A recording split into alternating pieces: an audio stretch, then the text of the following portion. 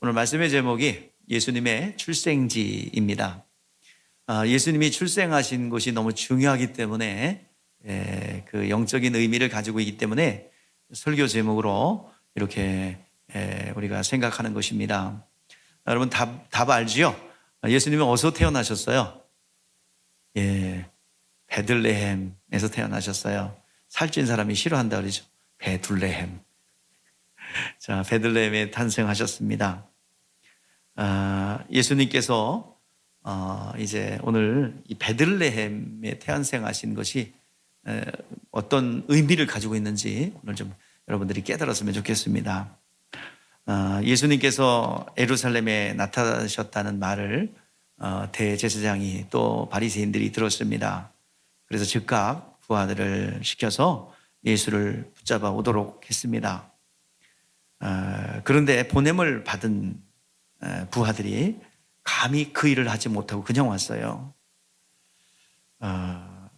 이 예수님의 말씀이 왜 못 잡았느냐?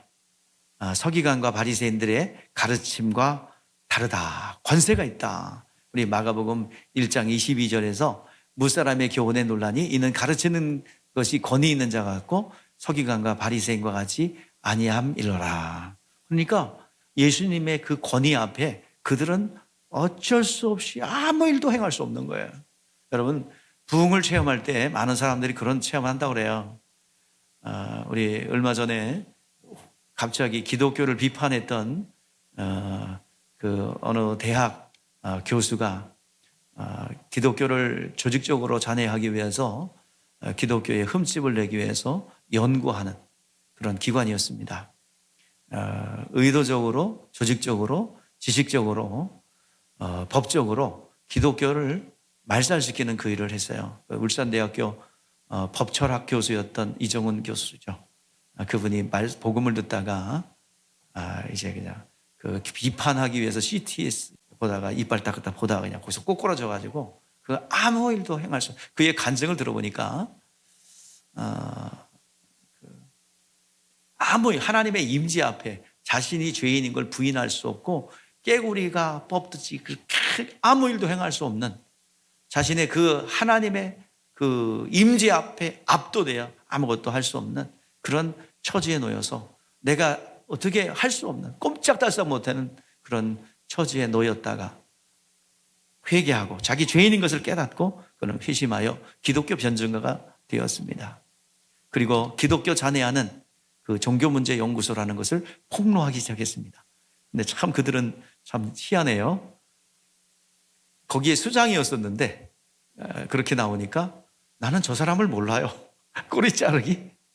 거기 수장이었는데 야, 그들의 특징이 왜 꼬리 자르기. 아주 명수입니다. 또 하나의 예가 있죠. 일부 예에서도 말씀을 드렸는데 예전에 곡성의 한 젊은이가 박정희 대통령의 유신 정권 또 이런 박정희 정부의 독재 행태에 대해서 굉장히 비판적이고 또 사회 운동을 통해서 저항운동을 했던 한마디로 데모했던 사람입니다. 그런데 어떻게 하다 보니까 새마을운동본부에 뭘 맡았어요. 그리고 평상시에 그 대통령에 대해서 굉장히 적대시 여기고 그리고 대통령에 대해서 항상 안 좋은 말을 하고 다녔습니다. 그런데 그 대통령과 대면하는 자리가 있었어요. 그래서 그가 악수를 하면서 박 대통령이 임자 수고해 주시게 그리고 탁 악수를 하고 탁 안아주는 그 순간에 지금까지 있었던 응어리지고 꼬부러졌던 마음이 일순간에 그냥 보통 비판한 게 아닌데 그 사람이 일순간에 다 이렇게 녹더래요. 눈 녹듯이. 이거는 하나님이 세웠구나 이것을 알게 되는 것입니다. 하나님의 세우신 종들은 또 하나님의 세우신 사람들은 크고 작지만 신적 권위가 흐릅니다. 신적 권위가 흐르기 때문에 함부로 대하는 분들은 보통 담력이 아니에요. 그거는 누가 잘못하고 누가 잘하고 떠나서 그렇게 하면 안 돼요. 그거는 그런 논리가 아니에요. 그건 했느냐 안 했느냐지 목사님 뭘 잘못하고 뭘 잘하고 이게 아니라니까. 그 하는 순간에 그 사람은 묶입니다. 보통 묶이는 게 아니에요. 하지 마세요. 그런 거 제가 여러분들에게 부탁합니다. 담임 목사뿐만 아니라 어떤 목사님이라도 그러지 마시라고요. 이건 영적 질서이기 때문에 그렇습니다. 그러지 않기를 바라고 또 그러지 않지만 혹시라도 높았음에 말씀드립니다. 왜 잡아오지 않느냐고, 왜 이 핀잔을 주고 그럽니다. 그때 보고한 것이 이제 46절이에요. 같이 한번 읽어볼까요? 시작. 아랫사람들이 대답하되 그 사람이 말하는 것처럼 말한 사람은 이때까지 없었더라. 자, 권세 있는 새 교훈으로서 그 말씀 앞에 압도당한 거야. 어떻게 저항할 수 없는 그 영적 사실 앞에 어떻게 할 수 없는 거예요. 아무리 주인님께서 시켜도 할 수 없는 게 있는 거예요. 이것은 그들이 느끼는 거는 내가 우리가 붙잡아 갈 수 없어라고 하지만 이것은 하나님의 손길이 여기에 미치고 있었죠. 그래서 이거는 직접적인 원인이 아니라 직접적인 원인은, 근본적인 원인은 뭐예요? 아직 때가 되지 않았어요. 예수님은 죽어야 될 때, 장소, 시간, 사람, 이 모든 것이 예언되었습니다. 오늘 본문의 말씀처럼 예수님의 출생 장소 역시도 예언됐던 겁니다. 그곳에서 태어나셨어요. 사람들이 오해해서 갈릴리에 태어났구나, 갈릴리 사람이구나 라고 했지만 예수님은 예언된 대로 베들레헴에 탄생하셨습니다. 바리새인들은 예수를 잡아오지 못한 자들을 향하여 예수에게 미혹되어 그렇다고, 오히려 누가 잡으러 갔다가 전도됐구나, 예수를 따르는 무리들을 무식한 존재, 또 프레임을 씌웠습니다. 우리 그 47절 49절 한번 우리 같이 읽어볼까요? 시작. 바리새인들, 너희도 미혹되었느냐? 당국자들이나 바리새인 중에서 그를 믿는 자가 있느냐? 율법을 알지 못하는 이 무리는 저주를 받은 자로다. 지금 거짓말이죠. 거짓말. 이 프레임을 씌울 때 진짜로 할 수 없어요. 거짓말을 진짜처럼 포장해서 프레임 씌우는 거예요. 오늘 시간 당국자들, 바리새인들 중에 그를 믿는 자 누가 있냐? 아주 너무 눈을 동그랗게 뜨고 확신 있게 얘기하니까. 근데 뒤에 누가 나와요 지금? 당국자들이나 바리새인들이 누가 예수 믿는 사람이 있느냐라고 하는데 누가 등장해요? 지금 니고데모가 등장하죠. 그건 좀 이따 보고요. 자, 그 중에 그를 믿는 자가 어디 있냐? 똑똑하고 뭔가 지식인들은 그를 믿지 않는다 식으로 매도합니다. 이걸 프레임이라고 그래요. 율법을 알지 못하는 이 무리를 저주받은 자라 정죄했습니다. 이걸 프레임이라고 그래요. 여러분, 지금 이 대한민국 2023년도 현재 지금 프레임 전쟁이죠. 프레임 전쟁에 민주주의를 옹호하는, 자유민주주의를 옹호하고 자본주의 시장 경제를 옹호하는 그룹의 프레임, 또 이것을 깨뜨리고 사회주의로 국가로 가려는 사람들의 프레임이 굉장히 탁월하고 견고합니다. 자유주의 진영을 옹호하는 보수적인 성향의 사람들이 이 프레임을 이해한 지 얼마 안 돼요.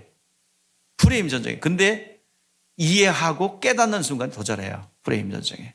지금 다 깨달았어요. 지식인들이 프레임. 오늘날 동성연애를 인정하고 옹호하고 거기에 긍정적인 대답을 하는 사람은 이제 지식인이요. 좀 뭔가 시대에 앞서가는 사람이고, 거기에 반대하고 거기를 비판하는 사람들은 시대착오적인 생각을 하는 사람이요. 시대에 뒤떨어진 사람이라는 프레임이 짜여져 있습니다. 그러니까 자기가 새로운 말을 해야 자기의 학문성을 인정하고 그 지식사회에서 밥을 먹고 살아야 하잖아요. 그러니까 그 프레임에 말려들어서 자기가 무식한 사람으로 낙이 찍이면 자기의 밥줄과 학문적 그곳에 스크래치가 간다라고 생각하기 때문에 알면서도 모르는 비겁한 사람들입니다.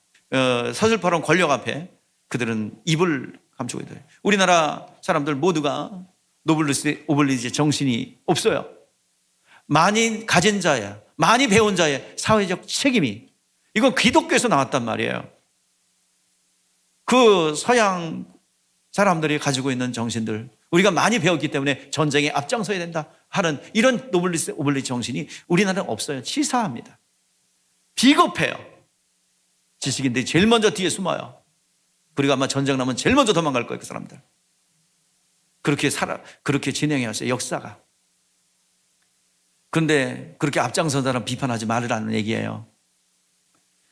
오늘 여러분들이요, 지금 우리가 이 프레임 전쟁에서 우리는 지금 매스컴을 보고 있고 여러분들이 진행되는 이 프레임을 볼 수 있는 눈이 열렸으면 좋겠습니다. 드라마를 보더라도, 영화를 보더라도, 뉴스를 보더라도 어떤 프레임이 짜여져 있구나라는 것을 여러분들이 볼 수 있기를 바랍니다. 그게 성숙한 신앙이요, 여러분의 영혼을 위해서요.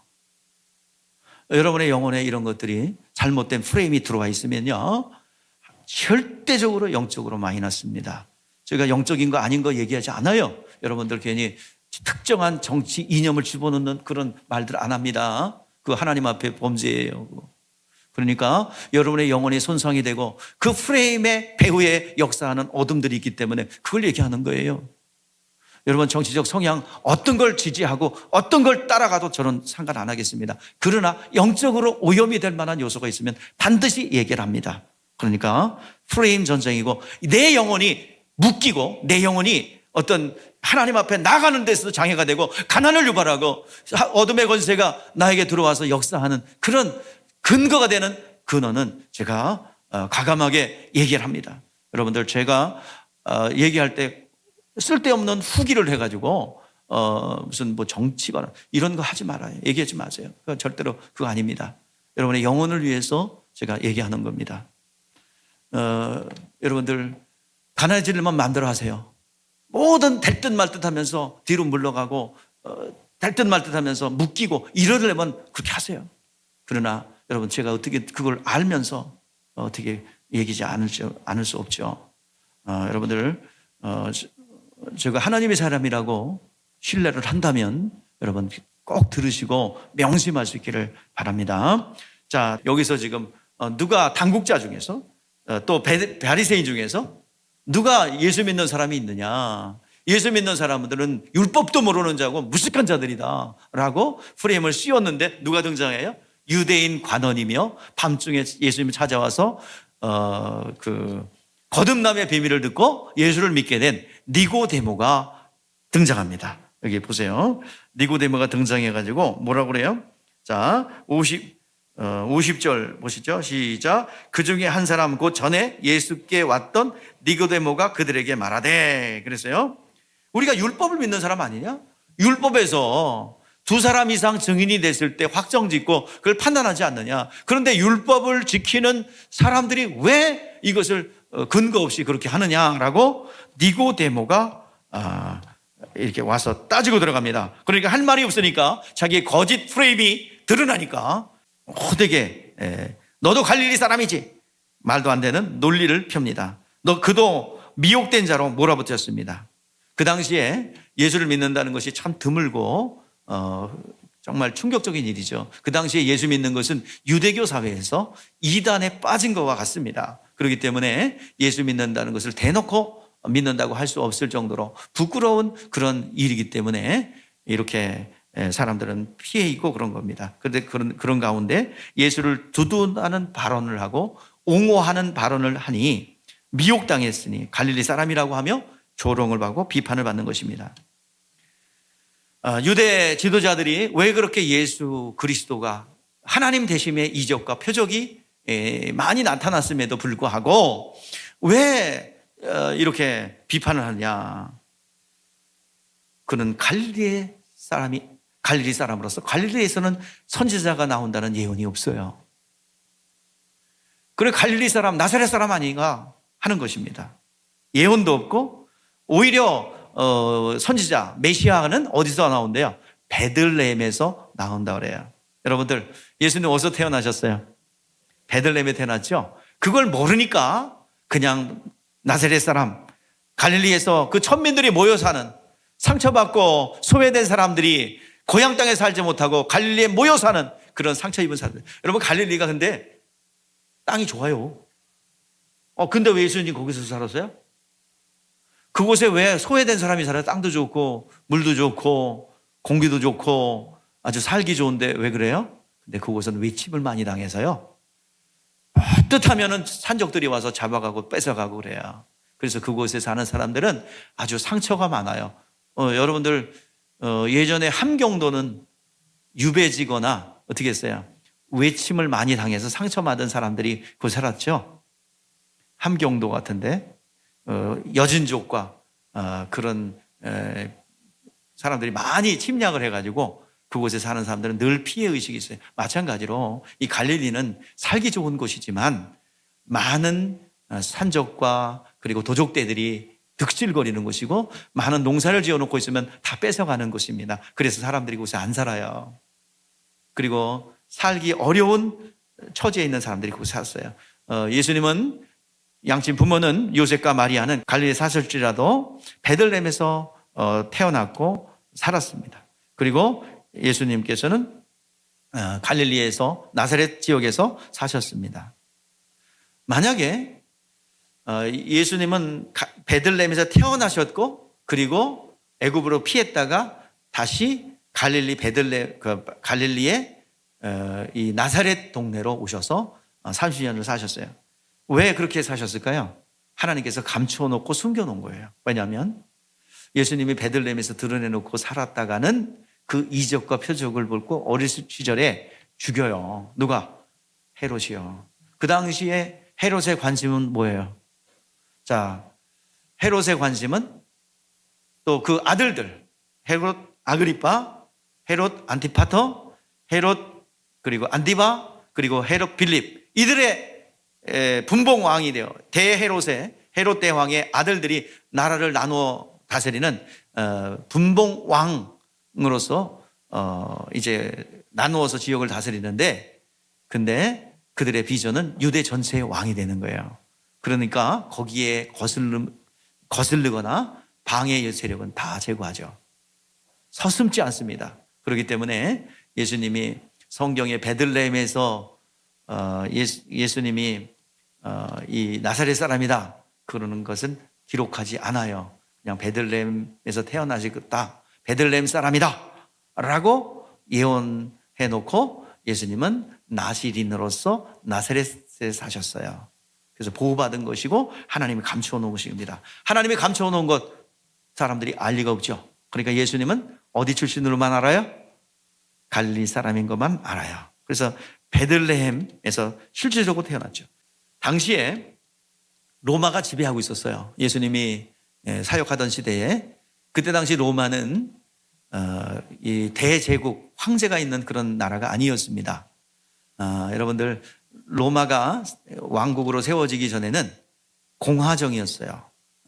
그 공화정 무슨 말이냐면 세 사람이 백성들의 대표, 백성들의 인기가 많은 카이사르, 그 다음에 군사력을 가진 폼페이우스, 그리고 돈이 많은 가진 건 높겠고, 그리고 카이사르는 이 크레수스라는 거부에게 빚을 많이 졌어요.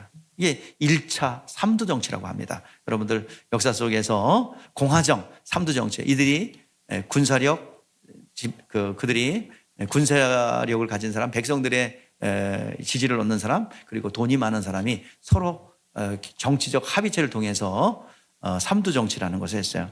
그리고 그게 1차고요. 2차 삼두 정치는 이제 옥타비아누스, 또 카이사르의 부하였던 안토니우쿠스가 카이사르를 죽인 것 같아요.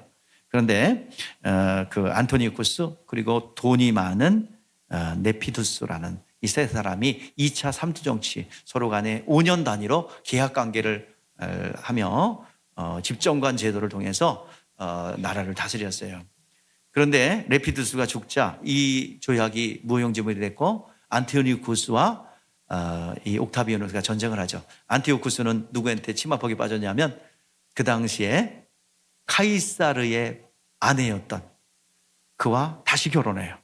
그게 누구예요? 안토니쿠스와 결혼합니다. 결혼한 불륜이죠. 그래서 서로 간에 클레오파트라가 여러 왕들과 결혼을 합니다. 그래서 역사 속에 얘기하죠. 클레오파트라의 코가 한치만 낮았어도 세계 역사는 변했을 것이다. 그거를 무슨 미인이라고 그래요? 그렇게 막 정치를 막 움직이는 미모를 가진 이를 무슨 미인? 절세미녀라고 하지. 절세미녀. 절간의 새들에 사는 그게 아니라요. 그 절세미녀라고 그러죠. 그래서 클레오파트라가 안티오니쿠스에 연합을 해서 안티오니쿠스에서 전쟁을 하는데 악티움 해전에서 져요. 그래가지고 그가 로마의 실질적인 이제 황제가 됩니다. 옥타비아누스. 그 사람을 로마 원로원에서 이름을 줘요. 아우구스도라는 이름. 그래서 성경에 나오는 누구예요? 황제 가이사 아우구스도예요. 그 사람이 그 호정령을 내려요. 그 사람이 바로 세상 역사에 말하는 옥타비아누스입니다. 최초의 로마 제국이 되었고 로마 황제가 된 거예요. 그 전까지는 공화정이었어요.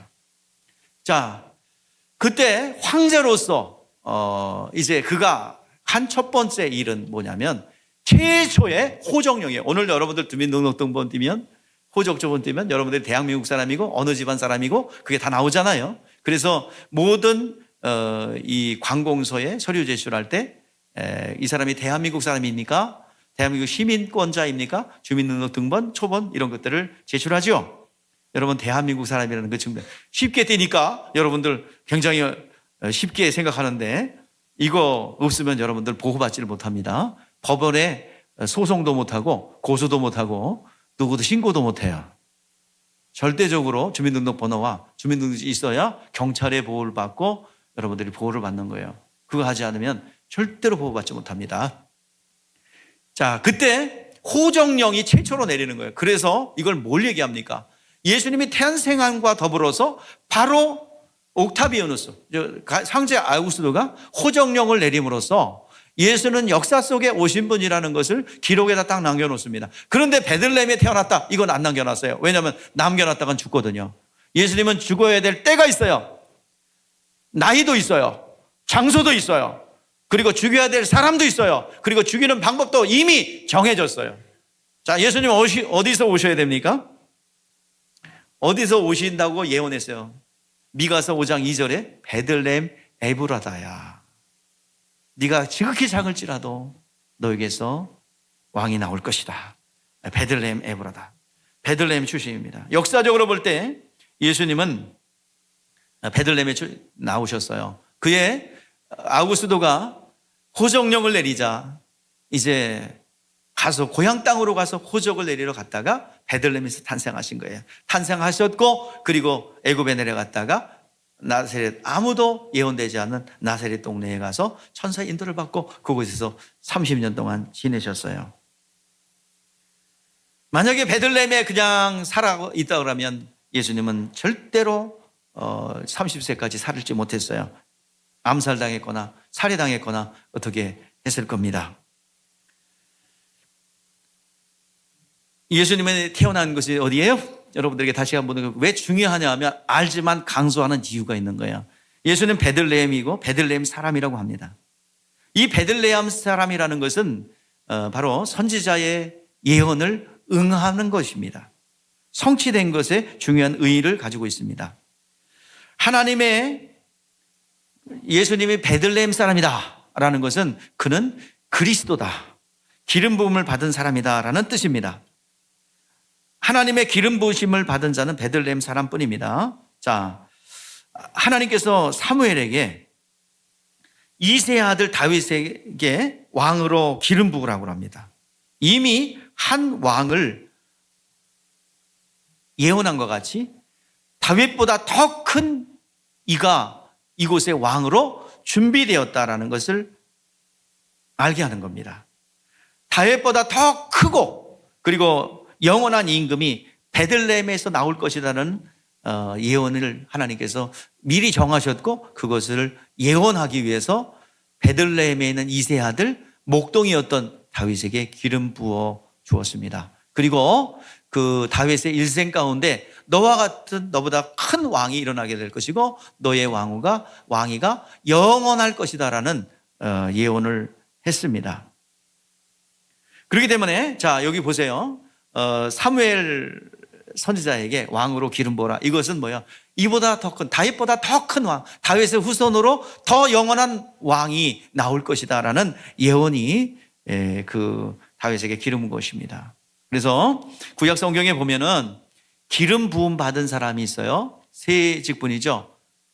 첫 번째가 왕, 그 다음에 선지자, 제사장. 이 3종 직임은 기름 부어 세워요. 기름을 부어서 하나님의 능력을 주셔서 이 사람을 하나님이 세우신 분입니다라는 사인을 기름 부은 것을 통해서 이제 구별하신 겁니다. 하나님의 일을 하는 자로 구별했다. 내가 세웠다. 그래서 기름 붓는 겁니다. 자, 첫 번째 우리가 이제 바라볼 거예요. 예수님이 베들레헴에서 태어나셨다라는 고백은, 그리고 그 사실은 예수님은 어떤 분이시다? 기름 부음을 받은 그리스도라는 고백입니다. 이게 그렇게 연결되는 거예요. 그래서 여러분들 제목이 오늘 예수님의 출생지가 중요합니다. 예언된 곳, 기름 부음이 있는 곳, 그것이 베들레헴이에요. 그곳에서 다윗이 기름 부었고, 그리고 우리 미가서 5장 2절에 바로 예수님은 베들레헴에서 오실 것이 예언되었습니다. 자, 그러면 예수님은 예언된 대로 그리스도로서 기름 부음 받은 자로서 왕이십니다. 왕으로 오셨어요. 십자가에 달린 예수 그리스도의 죄패 위에 뭐라고 써 있어요? 유대인의 왕 예수. 그죠? 유대인의 왕 예수. 이게 히브리어, 헬라어, 그리고 라틴어, 로마의 라틴어로 세 언어로 기록되어 있어요. 이것은 무슨 의미를 가지고 있냐? 히브리는 영계를 상징합니다. 영계의 왕이요. 헬라는 모든 지식의 근원이 헬라부터 비롯되죠. 문화, 언어, 그리고 모든 지식의 근원이 헬라입니다. 헬라어로 썼다는 건 지식의 왕이라는 얘기예요. 그리고 라틴어, 로마, 정치의 모든 시작이 거기서부터 비롯돼요. 로마로부터 시작되죠. 그래서 정치의 왕이라는 거예요. 종합하면 뭐예요? 예수는 무슨 왕? 유대에 태어난 무슨 왕이라는 거예요? 만왕의 왕, 모든 영역의 왕이에요. 영계와 물질계와 모든 지식의 왕이라는 것입니다. 모든 것의 왕이라는 거예요. 근데 이것을 누가 이 죄표를 써 붙였어요? 빌라도가요. 빌라도가 그러면 당신은 왕이십니다. 존경스럽습니다. 경외합니다. 당신은 왕이십니다라는 그런 경외심에서 그 죄표를 쓴 게 아니에요. 조롱하는 거예요. 예수님을 취재해봤습니다. 취조해봤습니다. 고소장이 들어왔잖아요. 이 사람이 신성모독을 했고 자기가 황제 아우구스도의 명을 거역한 반역자입니다라고 고소가 들어오니까 취조합니다. 네가 유대인의 왕이냐? 그렇다. 그러나 나의 나라는 진리의 나라다라는 사실을 알고서 아이고 이것은 황제 아우구스도에게 대적하는 자가 아니라 이 사람은 유대인들의 정신적 지주구나라는 사실을 알고 죄가 없음을 알게 됩니다. 그래서 어떻게든지 사해 주려고 그러다가 폭동이 일어날 거니까 어쩔 수 없이 사형 선고를 내려서 죽였잖아요. 그때 죽이는데 이 유대인들을 조롱한 거예요. 야, 너희들의 정신적 지주 왕이지? 야, 봐라. 꼴 좋다. 유대인의 왕 예수. 니들이 그렇게 섬기고 니들이 그렇게 정신 지주로 삼았던 그리고 따랐던 저분 봐라. 저분 저렇게 됐어. 니들이 죽인 거야. 라고 조롱하는 의미로 빌라도가 유대인의 왕 예수라고 적어놓은 거예요. 그는 조롱해서 적었지만 이것은 영적 세계에 확실한 증거가 된 것이고 그것은 선언이 된 것입니다. 예수님은 만왕의 왕이세요. 예수님은 유대인의 왕으로 돌아가셨어요. 만왕의 왕으로 하늘과 땅의 모든 권세를 아버지 하나님께서 아들에게 주었어요. 심판할 권세와 축복할 권세 그리고 모든 만물을 다스릴 권세를 이제 예수에게 주셨어요. 여러분 마태복음 28장 18절에 20절에 그렇게 나와 있죠. 하늘과 땅의 모든 것을 내게 주셨으니 그러므로 너희는 가서 모든 족속을 제자를 삼아 아버지와 아들과 성령의 이름으로 세례를 베풀고 내가 너희에게 분부한 모든 것을 가르쳐 지키게 하라. 아버지와 아들과 성령의 이름으로 세례를 주라고 그랬어요. 자, 여러분 세례는 어떤 의미를 가지고 있습니까? 자, 세례는 누가 명령하셨어요? 예, 부활하신 예수님이 명령하셨죠? 자, 이 세례의 의미가 뭡니까? 물속에 완전히 들어가서 잠긴다는 의미예요. 옛사람은 장사 지내고 그리스도와 함께 이제 새롭게 나오는 거예요. 하나님의 사람으로 나오는 거예요.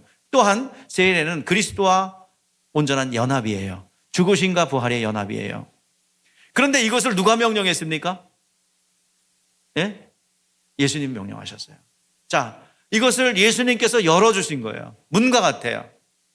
원래는 우리에게 마귀에게 속한 자요, 지옥 형벌 피할 수 없는 음부 속에 살아가고 있는 사람들이잖아요.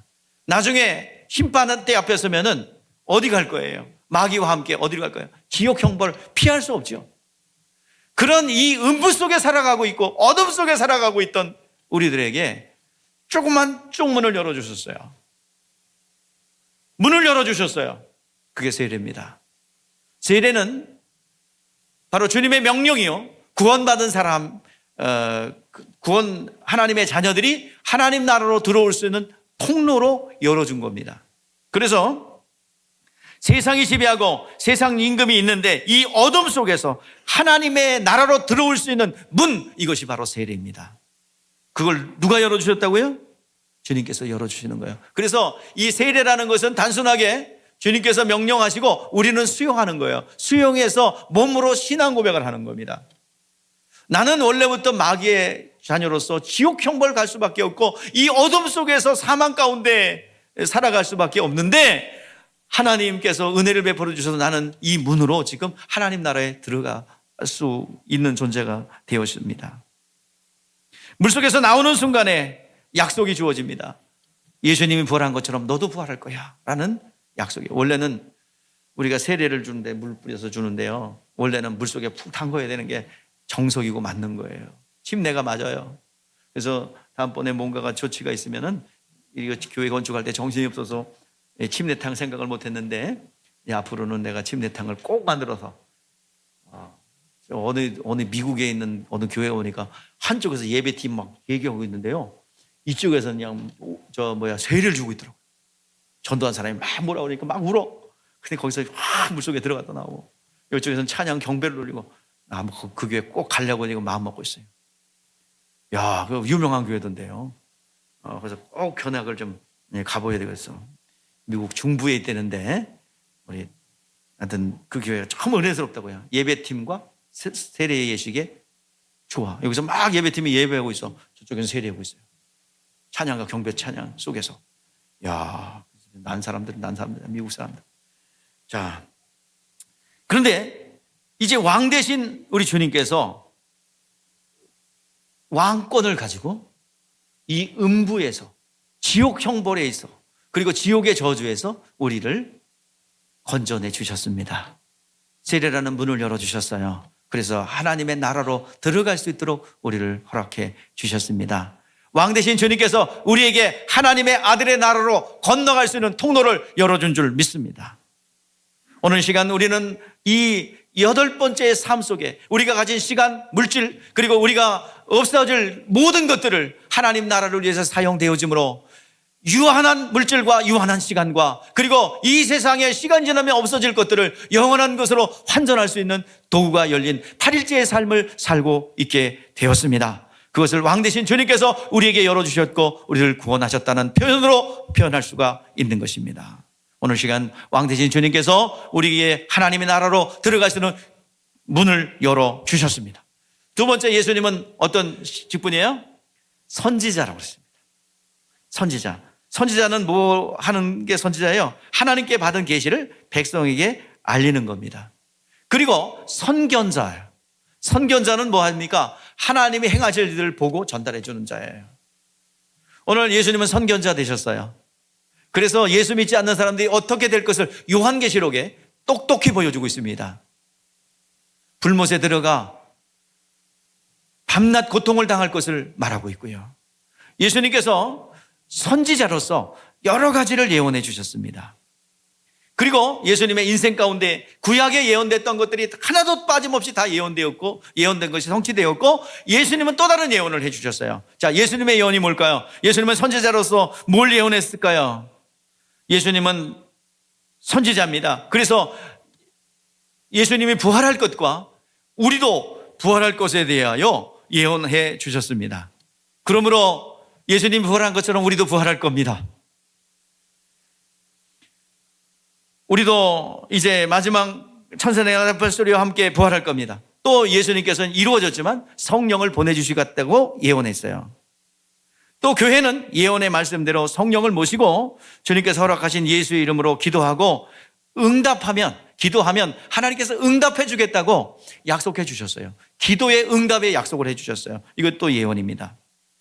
또 믿는 자에게 여러 가지 표적이 따르는데 그 표적과 이적의 삶 가운데 나타나리라고 약속해 주셨습니다. 나를 믿는 자는 내가 행한 일을 할 것이고 나보다 더 큰 일을 하리라 예언해 주셨으며, 그러므로 오늘 여러분들 그 예언대로 그대로 역사가 우리 가운데 일어나야 돼요. 선지자로서 예언해 주신 겁니다. 성령 임한다고 그랬어요. 임했어요. 또 기도 응답을 해 주겠다고 했어요. 기도 응답이 있어야 됩니다. 누가 예언해 준 겁니까? 예수님이 예언해 준 거예요. 그대로 이루어지면 돼요. 자, 구약 시대에 많은 이적과 표적이 나오죠. 여호수아 같은 경우는 전쟁하다가 승리하고 있는데 해가 지니까 그 야는 골짜기에 태양을 멈춰버려요. 그리고 앞에 홍해바다가 가라막아 있으니까 모세는 홍해바다를 갈라버려요. 요단강 물줄기를 막아버려요. 굉장히 부럽습니까? 야, 우리도 그런 일이 좀, 물이 가서 멈춰라! 그러니까 딱 멈춰가지고 탁 서 있으면 얼마나 권위가 있어요. 또 홍해바다가 갈라져, 쫙 갈라져. 건너는데 무슨 또 다리를 건너 그냥 갈라져, 그러면 딱 갈라지면 얼마나 좋겠어요. 굉장히 보이죠. 태양, 지금 이 행복한 시간들을 멈춰 있어야 돼. 멈춰 있어봐. 그리고 다 멈춰 있으면 다 모든 게 정지되고 멈춰 있으면 얼마나 좋겠어요. 자, 근데 신약 시대는 그럴 필요가 없어요. 홍해바다를 가르고 태양을 멈출 필요가 없어요. 왜요? 왜 필요가 없어요? 지금 그때 육체를 구원하기 때문에 굉장한 것들이 드러나지만 지금 우리는 영적인 삶을 살고 있다고요. 이 육체의 삶이 그림자와 같아요. 그러면 그림자가 투영되어 있다면 뭐가 있겠어요? 본체가 있겠죠? 이 본체만 바꾸면 그림자는 바뀌는 거예요. 영혼이 잘 된 것 같이 범사가 잘 되고 강건하기를 원하는 겁니다. 우리의 속사람 영혼이 바뀌면 여러분의 질병의 문제, 가난의 문제, 여러 가지 당면한 문제가 눈녹이 녹아질 줄 믿습니다. 성령께서는 과거를 초월하셔서 모든 것을 이루세요. 어느 날 하나님께서 치유하시고 만지시고 과거를 초월한, 과거에 아팠고 상처받았고 과거에 어려웠던 그런 것들을 여러분들이 해결하면요, 성령의 능력으로 해결하면요, 지금 현재 나타나는 것들이 눈녹이 싹 없어버려요. 언제 없어졌지?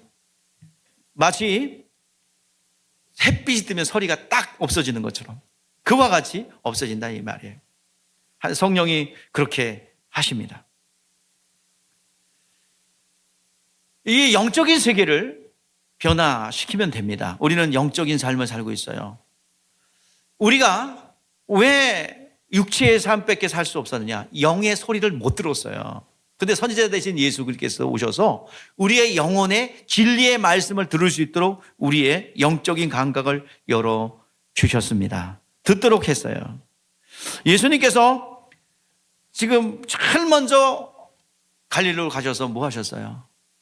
자, 마귀의 시험을 이기시고 갈릴리로 가셔서 제일 먼저 하신 일은 귀신들을 제압했어요. 병들고 또 가난하고 이런 사람들의 모든 근본적인 문제를 해결해 주셨습니다. 우리는 영적인 싸움을 지금 싸우고 있어요. 영적인 세계를 움직이고 있어요. 우리에게는 예수 이름이 있고, 그리고 예수 그리스도가 진리로 선포하신 진리가 있고, 그러므로 내 영혼이 그 말씀을 듣고 선포하고 기도하면, 예수 이름으로 기도하면, 여러분 영적인 본체가 이 그림자처럼 투영되어 있지만 그 보이지 않는 영적 세계가 움직여지고, 그리고 본질이 변화됨으로 나타나는 이 육체의 삶은 반드시 변화가 될 줄 믿습니다. 여러분 관점 바꿔야 돼요. 육체에 눈에 보이고 먹고 입고 자는 게 본질이라고 생각하지요? 아니에요. 영혼이 본질이에요. 오늘 여러분 그림자를 놓고 씨름하지 마시고 본체를 놓고 씨름하고 바랍니다. 내 영혼을 갖다 움직이세요. 홍해바다가 갈라지는 거니까 안 보여도 괜찮아. 영적인 홍해바다가 갈라지면 돼요. 내 영혼이 건강해지면 돼요. 내 영혼이 하나님 앞에 복을 받으면 돼요. 그러면 여러분들 모든 어떤 문제가 있든지 간에 눈녹시 녹아지고 해결해 줄 줄 믿습니다. 어느 날 예수님이 변형산에 올라갔는데요. 제자들이 베드로와 야고보와 요한만 데리고 올라갔어요. 9명의 제자들이 그 산 밑에 있습니다. 근데 귀신 들려 간질 들린 사람을 이제 데리고 왔어요. 아들을 좀 고쳐달라고. 그러니까 귀신이 탁 붙잡으면요, 거꾸로 들이고 거품을 흘리고, 어느 날 지금 간질 있는 사람들 똑같아요. 거품을 흘리며 어느 땅간에 물에도 넘어지고 불에도 넘어지고, 그리고 귀신이 확 사라져보면 그냥 파리해지고 사람이 그냥 정말 허접해 보이고 이렇게 된다는 거예요. 좀 우리 아들 고쳐주세요. 제자들이 쩔쩔맵니다. 못 고쳐요. 그러나 예수님이 내려오셨어요. 예수님, 할 수 있어든 우리 아들을 좀 고쳐주세요. 할 수 있거든이 무슨 말이냐, 믿는 자에게 능치 못할 일이 없느니라 하시면서 꾸짖습니다. 귀신을 꾸짖어요. 귀신이 이름을 불러요. 말 못하고 못 듣는 귀신아. 자, 뭐라고요? 말 못하고 못 듣는 귀신아. 그래가지고 그를 사로잡고 있으니까 어떻게 해요? 이 간질 질환 나타나가지고 막 거품 흘리고 쓰러지는 거예요. 불에도 쓰러지고 물에도 쓰러지고, 자칫 잘못하면 생명의 위협도 느껴요. 근데 그 귀신을 향하여 책망합니다. 말 못하게 못 듣는 귀신아, 내가 너에게 명하노니 그에게서 나오라, 들어가지 마라 명령했어요. 그때 동일한 지저분한 거품을 흘리며 그렇게 반응하고 나갔어요. 그리고 아이가 낳았어요. 그러면서 집에 가서 제자들이 예수님께 묻습니다. 왜 예수님은 되는데 우리는 안 돼요? 그때 예수님이 유명한 말을 하죠. 기도 외에는, 자, 원어로 보면 기도와 금식입니다. 기도와 금식 외에는 이런 유가 나갈 수 없느니라. 기도는 하나님의 능력을 끌어내리는 거예요. 금식은 내 힘을 빼는 거예요. 기도와 금식 외에는 이런 유가 나갈 수 없다. 이런 유가 어떤 유인데요? 예수님 물어보죠. 언제부터 그랬냐? 예, 어릴 적부터 그랬습니다. 어릴 적부터 인격이 독립하기 전에 이미 그의 영혼을, 그의 심령을 사로잡았어요. 그래서 찰싹 달라붙어서 인격화되고 내면화돼서 나의 인격이 있냐 착각하고 있어. 절대로 내보내려고 하지 않은 오래된 악한 것이 있어요. 여러분, 예수 이름 앞에 모든 귀신도 나가야 됩니다. 이게 법적 권리예요. 그러나 악한 것들이 있어요. 악한 것들 뭐예요? 오래돼서 내면화되어서 차곡차곡 내 무의식의 창고 속에다가 모셔놓아 형성됐던 인격화되고 내면화된 귀신은 좀처럼 나가지 않습니다. 그래서 여러분들은 어떻게 해야 돼요? 이런 것들은 오래된 거, 어릴 적부터, 아니 갓난아이 때부터, 태중에 있을 때부터 이미 내 인체에 인격화되고 형성되어 있는 이것들은요, 기도와 금식에는 이런 유가 나갈 수 없느니라 그랬어요. 기도할 때 이 분리가 일어납니다. 어릴 적부터 미혹의 영과 함께 인간에 이제 들러붙어서 귀신을 안 내보내려고 하는 그 의지, 짤싹 달라붙어 있어요. 이거 악한 겁니다. 이걸 어떻게 내보낼 수 있다고요? 기도 외에는 이런 유가 나갈 수 없느니라. 기도하지 않으면 어떻게 된대요? 이 세대가 그렇다고 합니다. 자, 마태복음 12장 46절에 기도하지 않으면 악한 귀신 7을 들고 들어와서 거하니 그 사람이 나중 형편보다 더욱 심해졌느니라. 이 악한 세대가 또한 이와 같이 되리라. 이 악한 세대가 언제예요? 바로 이 예수님을 영접하지 않는 이 세대요. 또한 지금 교회 시대를 말하고 있습니다. 기도하지 않으면 악한 것이 7개가 들어와서 구약 시대보다 더 악해진단 말이에요. 악한 것이 7개가 들어온다.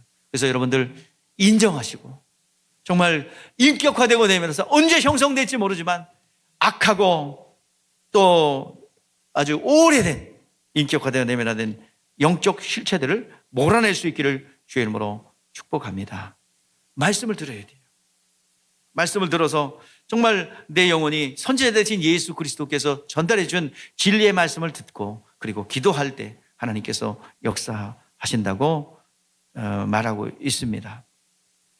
그렇게 말씀을 듣고 그 예수님을 전하는 선지자적 사명을 가지고 예수님의 뜻을 전하고 예언된 걸 전하는 사람들을 선지자라고 합니다. 그런 사람들에게는 어떤 표적이 따른대요? 이런 표적이 따르리니, 반드시 따르는 표적으로 말씀을 확실히 증거한다라고 말하고 있습니다. 예수님의 예언이 뭐예요? 예수님 다시 온다잖아요. 성령 받으라고 말씀하셨잖아요. 예수님 부활한 것처럼 우리도 부활한다고 예언했잖아요. 이 사실을 우리는 선지자적 지심을 가지고 전해야 될 줄 믿습니다. 자, 이제 세 번째 직임이에요. 제사장입니다. 제사장은 백성들의 믿음과 제사를 하나님과 연결하는 그 일을 합니다. 예수님께서는 레위 또는 아론의 제사장의 반차를 따라 오신 것이 아니라 하나님의 아들과 방불한 멜기세덱의 반차를 따라 오셨어요. 예수님께서는 중보자가 되셔서 지금도 우리 하늘 지성소에서 중보자가 되시고 우리에게는 예수 이름을 통해서 우리 안에 들어와 계십니다. 우리 안에 예수 이름으로 들어오신 그분은 아사셀의 염소시고요. 저 하늘 보좌에 계신 그분께서는 속죄의 양이 되셨습니다. 예수님께서 멜기세덱의 반차를 쫓는 대제사장으로서 시작도 없고 끝도 없고 하나님의 아들과 방불한 대제사장이십니다. 자, 속죄일이 되면 이 대제사장의 역할이 굉장히 두드러지게 나타나는데요. 자, 이스라엘 백성들이 매년 반복되는 속죄 제사가 있습니다. 그 속죄 제사 때 이제 2마리 양을 가져와요. 통곡절 기간 동안에 2마리 양을 가져와서 잘 흠집이 나지 않게 보호합니다. 그때 제비를 뽑아서 1마리 양이 먼저 뽑히면 그것이 속죄 양이에요. 이스라엘 대신해서 대신 죽는 거예요. 자, 1년에 한 차례 있는 이 속죄일, 피를 받아서 대제사장이 속죄소로 들어가 그곳에 피를 속죄소 위에다가 7번 뿌립니다. 법궤를 덮는 뚜껑을 속죄소로 가는데 속죄소 7번 뿌려요. 그리고 북쪽에다 7번 뿌려요. 하나님께서 그 피를 보고 진노를 거두서 내가 이스라엘 백성들의 죄를 용서했노라 라고 공포합니다. 그러면 대제사장은 그 용서받았다는 것을 가지고 나와서 밖에 회중들이 모여있는 회막 앞에 와서 그 하나 남아있는 양 아사셀의 염소에게 안수하여 죄를 보내면 그 백성들이 모여있는 모든 백성들이 막 고백합니다. 내가 이런 일을 저질렀습니다. 그리고 1년 동안에 범죄할 때마다 매일 상번제로 또 안식일마다 월삭으로 드렸던 속죄 제사, 소나 양이나 비둘기로 드렸던 것들을 제사장이 증인 삼아요. 이들을 맞아요. 그걸 종합해서 그들의 죄를 짊어지시고 대제사장이 들어가서 사함받고 공포하는 거예요. 그때부터 이제 구원의 은총이 구체적으로 임하게 되죠. 이것이 예수 그리스도께서 행하신 일입니다. 예수님은 이 땅에 양의 피가 아니라 당신의 피를 가지고 어디 들어가셨어요? 지성도 되신 하늘보좌에 들어가셨어요. 그리고 제3의 은총을 가지고 아사셀의 염소가 되어서 우리 가운데 내려오셨어요. 이것이 예언되어 있는 겁니다. 그래서 우리 가운데는 예수 이름으로 아사셀의 염소 되신 그분께서 예수 이름으로 우리 가운데 들어와 계시는 겁니다. 예수님께서 대제사장 되셔서 지금도 하늘 보좌에 계시며 우리 영혼 가운데 이름으로 들어와 계시며 우리가 범죄할 때마다 우리가 자범죄들 범하잖아요. 그때 어떻게 해요? 눈물을 흘리며 여러분들 아이고 그렇게 합니까? 그냥 고백하는 거예요. 뭐라고요? 내가 이런 죄를 범했습니다. 육신이 약하여 혈기를 부렸습니다. 나의 죄를 주님 앞에 고합니다. 그러면 우리 안에 있는 아사셀의 염소 비둘기 같은 성령께서 매일매일 상번제를 드듯이 우리의 죄를 도말하실 줄 믿습니다. 그게 상번제로서 그 아사셀의 염소 되신 예수님이 우리 가운데 내려온 겁니다. 지금 예수님은 어떻게 하셨어요? 하늘 보좌에 계시죠? 영원한 대제사장 되셔서 하늘 지성소에 가 계십니다. 그래서 우리가 죄인인 것을 인정하고 내가 죄인입니다. 은혜가 필요합니다. 그때 우리 주님께서는 뭐 하시나요? 영원한 중보자 되셔서 우리가 죄인이라고 고백하고 예수 그리스도 앞에 자백하면 예수님께서는 뭐 하실까요? 내가 저를 위해서 피 흘려 죽었습니다. 내가 저를 위하여 채찍에 맞았습니다. 내가 저를 위하여 가난케 되었습니다. 그 지금도 중보하고 계시는 거예요. 여러분들, 우리가 예수님께서 지금 그렇게 하고 계시다는 사실입니다. 대제사장이 합당하니까 하나님께서 우리의 죄를 용서해 주시는 거예요. 지금도 우리가 자복하고 회개하면 우리 중보자 되신 예수 그리스도, 대제사장 되신 예수 그리스도가 내가 저를 위해서 채찍에 맞았나이다, 내가 저 사람을 위해서 십자가에 못 박혀 죽었나이다 라고 중보자가 되신다고 합니다. 여러분들, 그 예수 그리스도는 제사장으로서 우리의 중보자 되십니다. 자, 삼중직 얘기했어요. 예수님은 어디 출신이에요? 자, 베들레헴에 나셨죠? 이게 뭐가 중요해요. 왜? 예언됐던 그분이라고요. 기름 부음 받은 다윗을 기름 부은 그분이라는 고백이에요. 베들레헴에서 태어났다는 것은 너무너무 중요합니다. 그래서 그분은 왕으로서, 선지자로서, 우리의 제사장으로서 우리에게 혜택을 주셨어요. 왕 되셔서 하늘나라로 옮겨갈 수 있는 문을 열어주셨고요. 선지자로서 하나님의 음성을 내 영혼이 듣고 하나님 앞에 헌신할 수 있는 길을 열어주셨고요. 영원한 중보자 되셔서 내가 하나님 앞에 나아갈 수 있는 죄인이지만 죄사함 받고 하나님 앞에 나아갈 수 있는 중보자로, 제사장으로 열어주셨습니다. 오늘 그러므로 이 예수님께서 세 가지 일을 하시는 거예요. 그래서 분명히 우리의 고백은 예수님은 어디서 오셨다? 베들레헴에서 오셨다라는 것이 중요합니다. 하지만 유대인들은 갈릴리 사람으로 정도만 알고 있기 때문에 그들은 예수님을 만날 수 없었어요. 그러나 그 중에서도 이적과 표적을 보고 하나님 되심을 발견한 자들이 있었으니 그것이 예수님의 제자들입니다. 그래서 그들이 훌륭한 거예요. 그들이 정말 하나님 되심을 통해서, 이적을 통해서 하나님 되심을 발견하고 신앙 고백한 그들이 너무나도 귀중하고 정말 존귀한 분들입니다.